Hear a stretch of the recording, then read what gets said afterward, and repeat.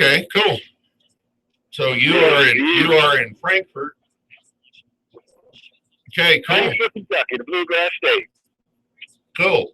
We were talking a little bit before the break about what's going on in various places, and also a little bit about the event. So I want to elaborate about the event. My understanding is that you can't stick around after the break at 40. Is that right? Actually, by 11:30, I got a meeting with the senator. Okay, so are you going to stick around, or you got a? I got to 9:30. Oh, okay. So you got just a couple of minutes then. Yeah, 10 minutes, and it'll be beautiful. Okay, cool. But they're lining up here, Mr. Houghton. Cool. How many people you got standing around? The rally starts at 3, so the only people that's standing right now are representatives and senators that are supposed to wait for us. Okay. For your morning sativa or your evening indica. We're going to be going live here. The Weed Talk Station. Excellent. Good morning, everybody. This is Charles, the Cannabusiness Attorney.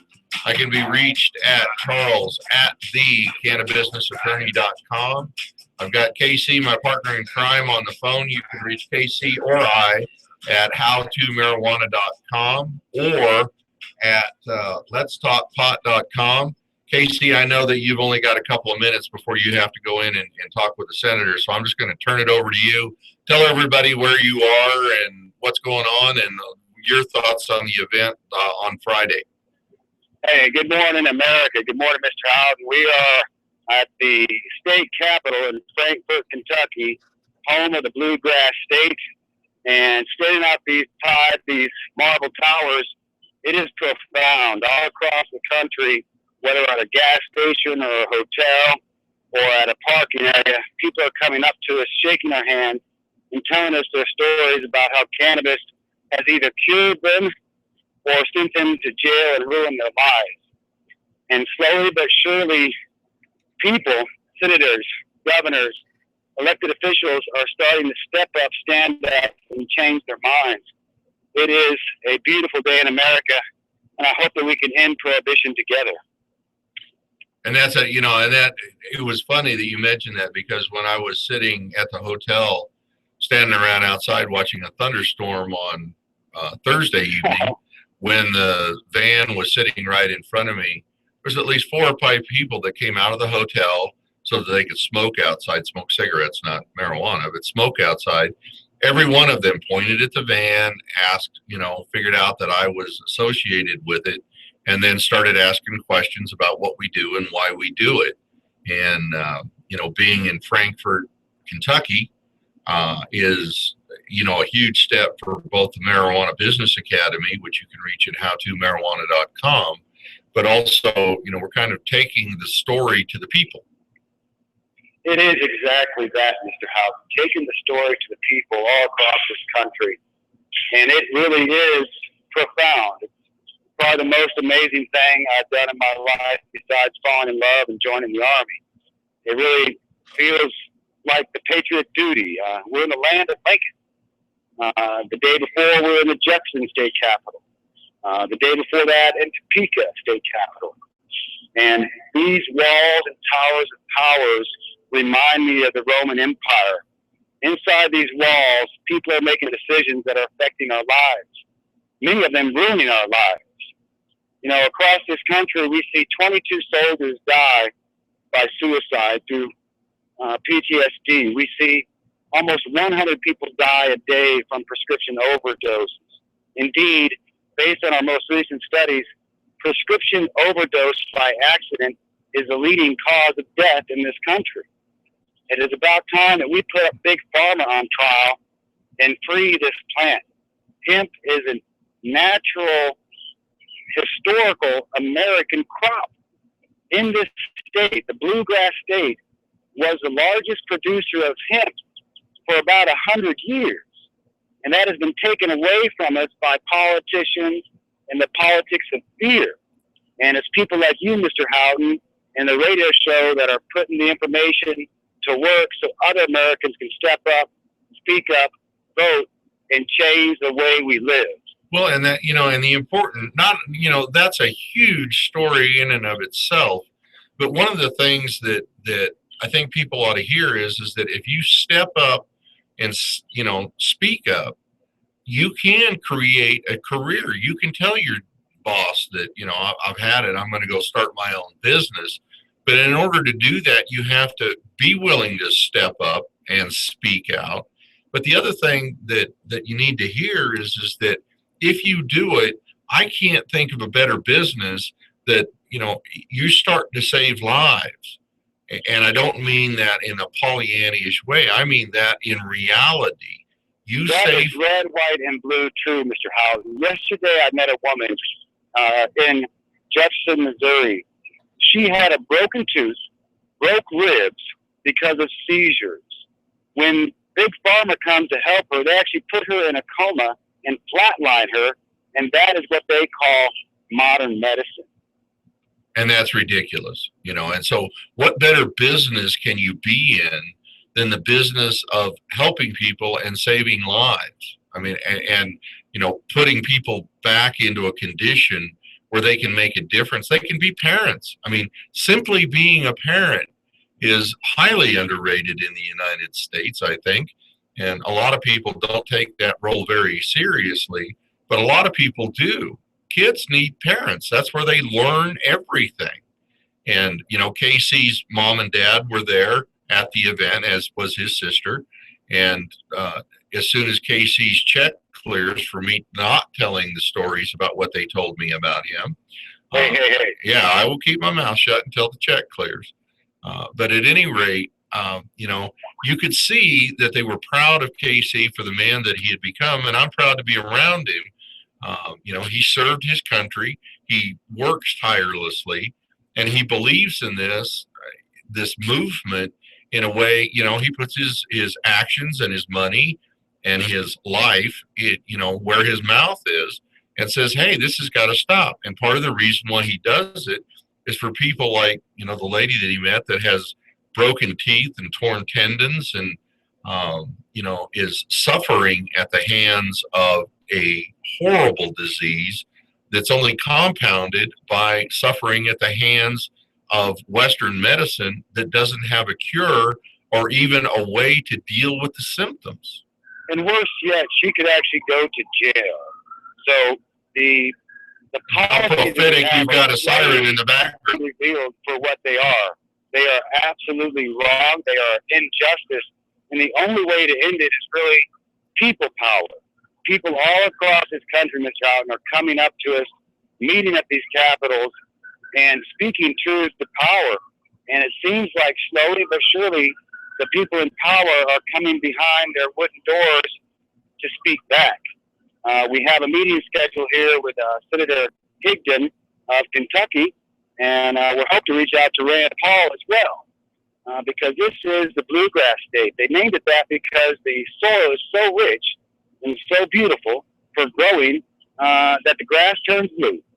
So it's time to put some green grass back into the soil of Kentucky. Yeah, and Kentucky at one time was one of, if not the leading hemp producing states, dating back to 1775 up through 1850, which was really the peak of hemp production in Kentucky. And then again during World War II, to help with the war effort, there was a huge push for hemp and hemp-related products in the war effort, even if it was something as simple as rope.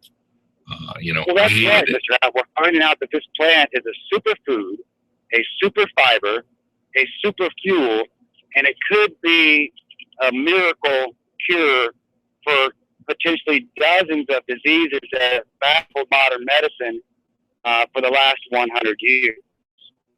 Yeah, and again, Casey, I know. Do you have to leave right about now?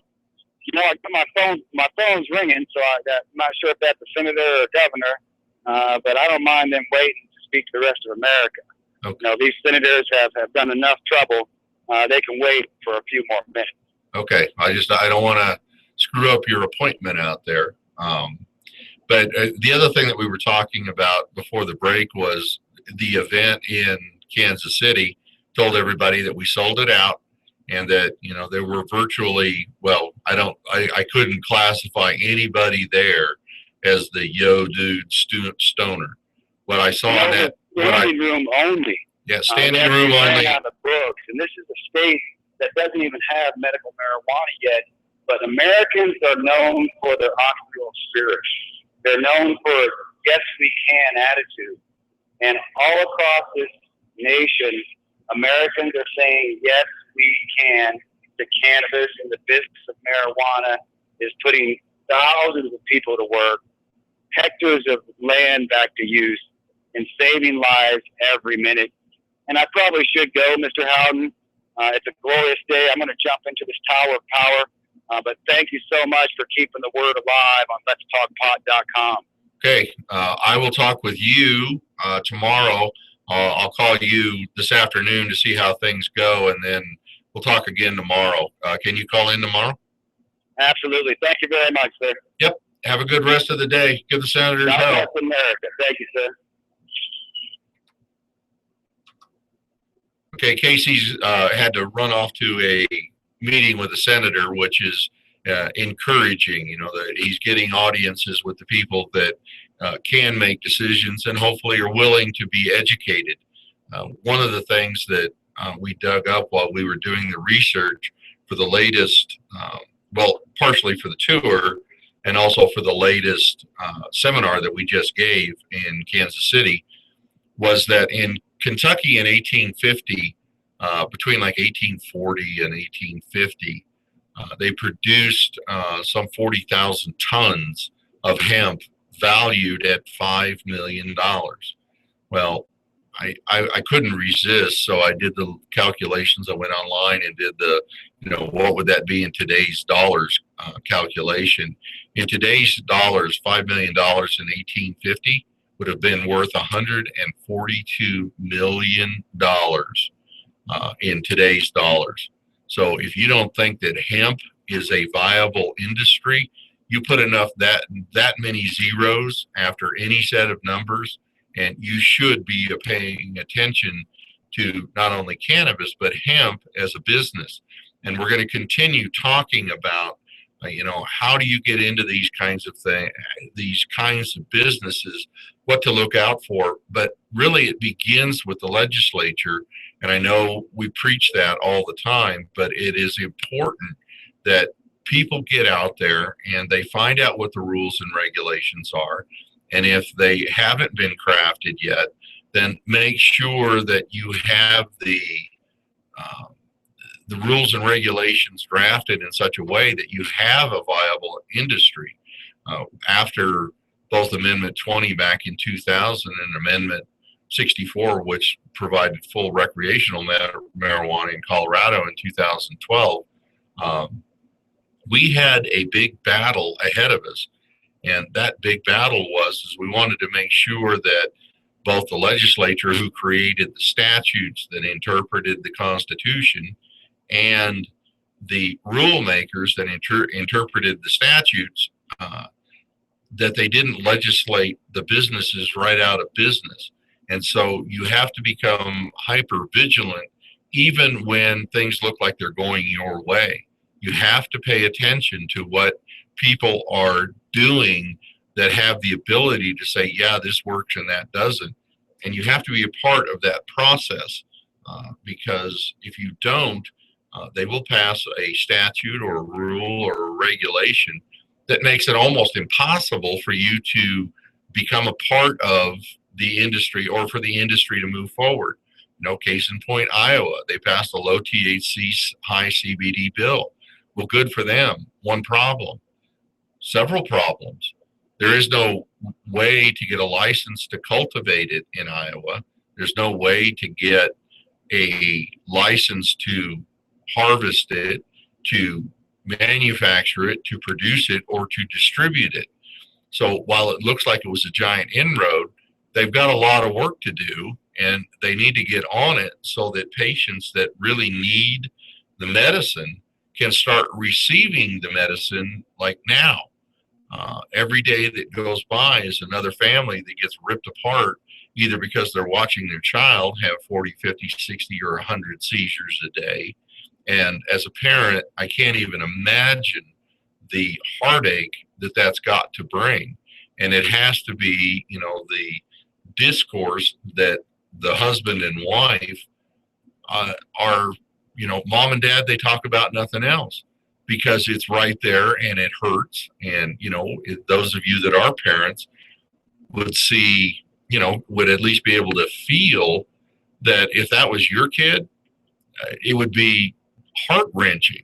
And instead of talking about soccer games and baseball practice and, getting them to dance recitals or music lessons or karate lessons or something, they're talking about, how are we going to keep this kid alive for the next week or the next month? Or what quality of life is this child going to enjoy 10 years from now? Are they even going to be alive 10 years from now? And, to me, that's an American tragedy. And it's the same thing with our soldiers. 22 soldiers committing suicide every day. Now, I'm not saying marijuana would prevent every one of them, but if it prevented even one a day, that's 365 souls that would be alive a year from now that aren't alive, that wouldn't be alive if it weren't for this medicine.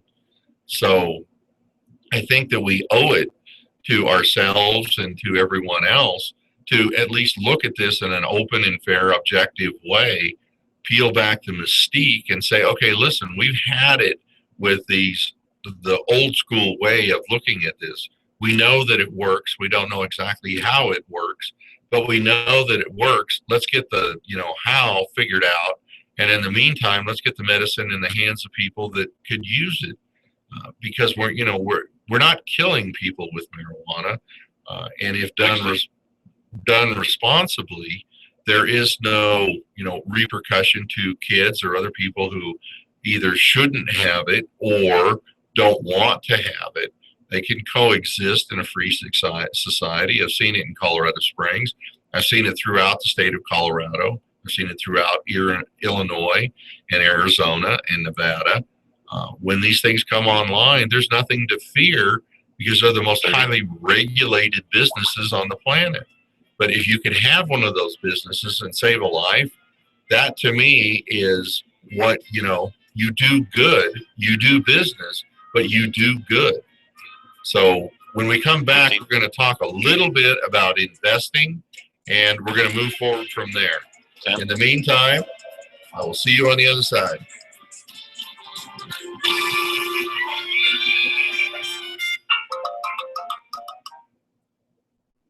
Clear. Thank you. I'm going to turn my damn phone on. Okay.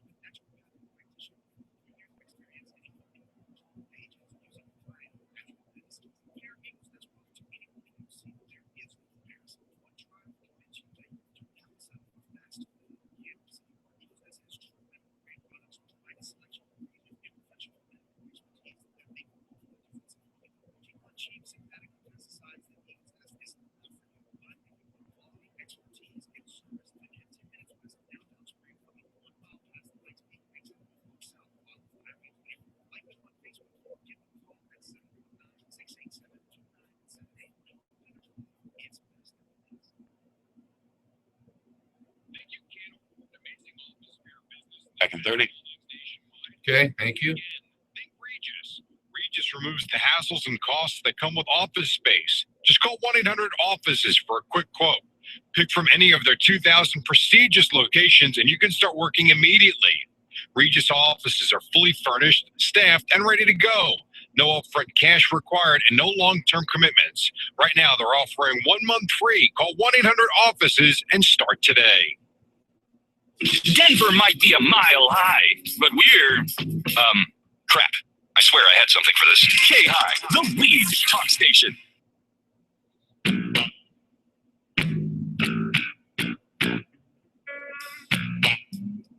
Mike's live. Good morning, everybody. We're back. KC's talking with the senator in the great state of Kentucky, and I am here in the studio holding down the fort while he's traveling. I've got some more news from around the country, and one of the bits of information I got is coming from Georgia. Georgia is on KC's list of places that he's going to be stopping in the next couple of weeks. So if you're in Georgia, come out and see KC. You can find his schedule on theendofprohibition.com, and you can also reach him or me at howtomarijuana.com. Of course, you can reach me at charles@thecannabusinessattorney.com and letstalkpot.com. And also go to letstalkpot.com, look for the link to the live YouTube channel and at K-High, and check us out. You can see the video of what we're doing and see my ugly mug, as well as the rest of the people that are on the morning Wake and Bake show and the afternoon Weed Pimps are things that you need to see, tune into. You can always catch us on letstalkpot.com. Anyway, in Georgia, they passed a bill, a low THC, high CBD bill, like in a lot of places, but they provided no guidelines for getting it or manufacturing it or cultivating it or anything else. And so they're in a bit of a quagmire. However, what they're doing is they're moving forward.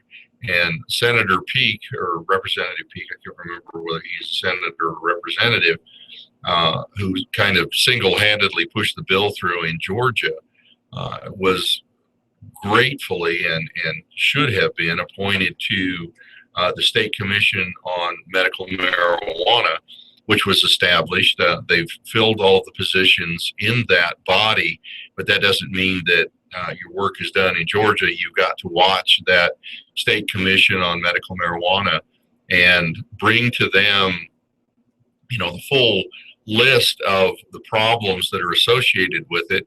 Of course, if you're listening in Georgia and you'd like my input, I'd be happy to testify in front of the Georgia Medical Marijuana Commission and give them an A to Z on things that they need to be looking out for and possible solutions.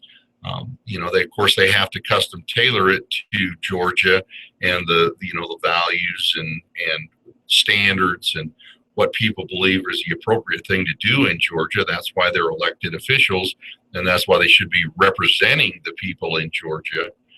But they have a state commission now, and in a state like Georgia that has a low THC bill, that is very, very encouraging, because that means that the discussion about this drug as medicine and its potential and how you get it to all work is at least moving forward. And so they have responsible people who are willing to step up and spend their time and, free time and effort. They're not getting paid to sit on the state commission that's going to establish the rules and regulations for how the industry is going to move forward in Georgia. So if you're in Georgia or you have an interest in being in Georgia, please take a look at what they're doing. Their first meeting is on June 16th. You can go online and look for the Georgia State Commission on Medical Marijuana. They will have an agenda. I'm guessing that the meetings will be open to the public, as they should be. I can't say that for sure. But again, when they passed House Bill 1, that allowed for low THC, high CBD products, they had a lot of more work to do. And so now that the law is in place, the governor has signed it, it's time to, roll up your sleeves and make it happen. And believe it or not, it is not as complicated as people would make it seem. It is not the easiest thing in the world, but it's not impossible. It's certainly doable. They've done it in 23 states with varying degrees of success, I guess. But the bottom line is that while the task seems big, you can, I know that it can be done. My father always joked around and said, you eat a whole elephant if you take it one bite at a time. And that's what they're going to have to do. It looks like an elephant. They're going to have to take it one bite at a time, but they're going to be able to figure out these rules and regulations. But what they need is the input from the people in Georgia and other people who want to be in Georgia so that they don't legislate this out of existence, number one. And number two, that they don't create a state imposed monopoly. And we're going to be talking about that a little bit and kind of what's going on with Ohio. I am a free market kind of a guy, and I would like to see if there's going to be a market, I would like it opened up to as many people as possible, because I have a firm belief that, rather than giving licenses to people who are simply lucky by way of a lottery, why don't you give it to the people that are the most responsible, the ones that are most likely to succeed? Because if they are more likely to succeed, the direct benefit of that is that they are more likely to provide the medicine that the patients need. And again, if you do business and do good at the same time, I can't imagine a better feeling. That's why I get out of bed every day. The people that I met in Kansas or in Missouri at our last show, standing room only. People are hungry for information, not only about what this is all about, but how they can get involved.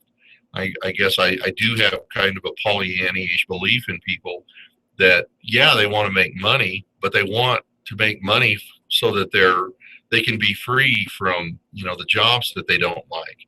So that they can provide for their family, so that their kids can go to college if they want to, so that they can provide, a decent living for the people that they know and care about. So I encourage you, if you're in Georgia, watch these folks, because, I don't know what's going to happen. I have a belief, again, maybe it is kind of, Pollyanna-ish, but I have a belief that these people are going to do the right thing and hopefully create a set of rules and regulations, not only that everyone can live with, but also a set of rules and regulations that allow an industry to move forward. Because, I was shocked to hear in Kansas how really poor the economy is doing there. There isn't a huge turnaround. To the extent that there is a recovery, it seems like it kind of skipped over Kansas. And the people in Kansas deserve better. They deserve to be part of the recovery. And I think what you're seeing is that not only are people recognizing the plant as a medicine, it's also saying the industry itself is beginning to be seen as a way of turning around small towns and even big cities economies, and certainly agricultural and rural communities with hemp and with cannabis both, with turning around those economies. The industry is putting people to work, and not just hands-on marijuana. I mean, it's accountants and lawyers and, bookkeepers, bud tenders, electricians, plumbers, you name it, marketing people, internet people, web design people. There is not a sector in the a business sector that isn't touched somehow. So, the multiplier effect of having that money go through the economy, because if you hire the electrician hires people.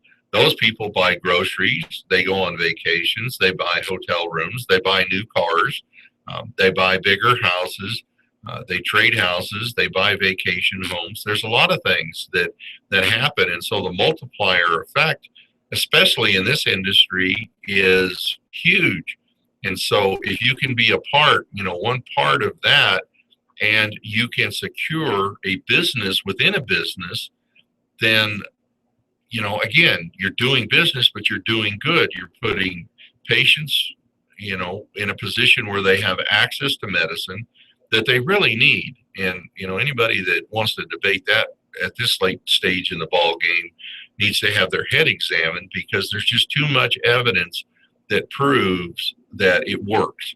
And the side effects are relatively minor, if any at all. And we certainly aren't killing people with marijuana, unlike pharmaceutical drugs where people die either intentionally as a means of suicide, or unintentionally simply by overdosing, or simply being idiots.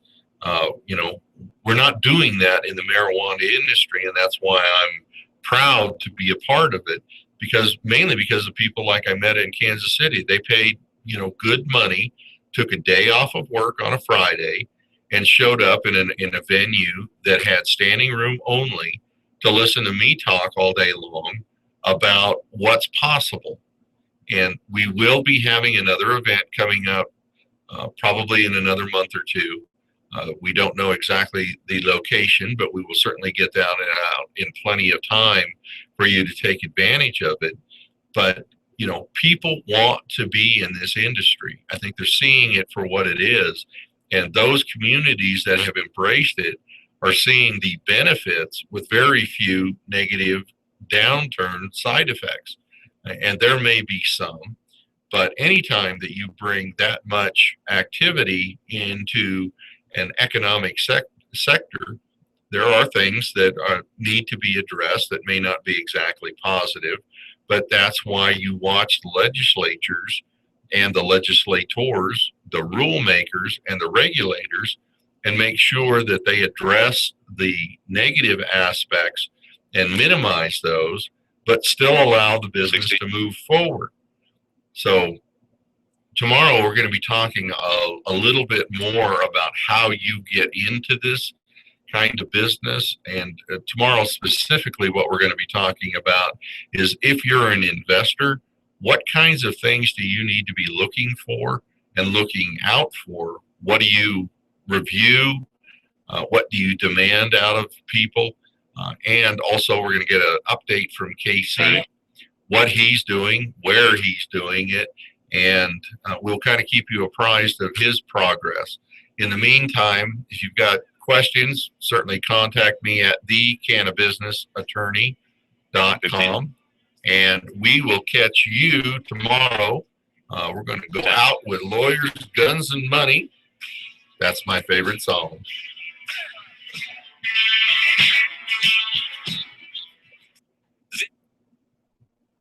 And we're clear. Thank you, Charles. Yep. Thank you, Chicago. Have a great day, and I'll be back tomorrow. I'll be back tomorrow. Thank you. Okay.